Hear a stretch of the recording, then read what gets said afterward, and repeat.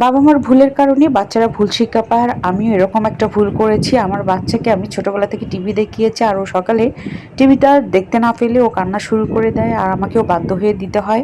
তার সকালটা ওভাবেই শুরু হয়। তারপরে দুপুরের দিকে তাকে আমি একটা লাঞ্চ দিই। লাঞ্চে তাকে আমি কোনোদিন মিষ্টি কুমড়ার পিউরি, মিষ্টি আলুর পিউরি অথবা গাজরের পিউরি, এই ৩টা দিয়ে অভ্যস্ত করতেছি। প্রথম ছলিট হিসেবে তাকে আমি এই খাবারগুলোই দিচ্ছি। সে সুন্দর করে এই খাবারগুলো খাচ্ছে এবং খুব অল্প করে আমি তাকে দিই। খাবারটা খুব বেশি ঘন হয় না, আবার খুব বেশি পাতলাও হয় না, যাতে সে ভবিষ্যতে শক্ত খাবারগুলো ইজিলি ক্যাচ করতে পারে। আমার মতো করে এভাবে বাচ্চাকে আপনারা খাওয়াতে পারেন। আর আমি প্রথম মা হিসেবে আমি অনেক চিন্তা ভাবনা করে বাচ্চাকে অনেক সাবধানতার সাথে পালন করছি। আল্লাহ তাআলা আমাকে অবশ্যই এই শক্তিটা আল্লাহ তাআলার কাছ থেকে এসেছে, এবং সে পানিটা, নিজের পানিটা নিজেই খায়। এটা মাশাআল্লাহ আমার খুব ভালো লাগে।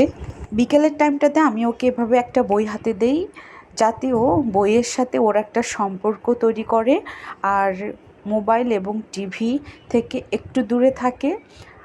আমি চাচ্ছিলাম যে ওকে যেন আমি এই দুটো জিনিস থেকে দূরে রাখতে পারি। আল্লাহর কাছে এতটুকুই চাওয়া যে আল্লাহ এই যুগে আমার বাচ্চাকে যেন আমি এইগুলো থেকে দূরে রাখতে পারি।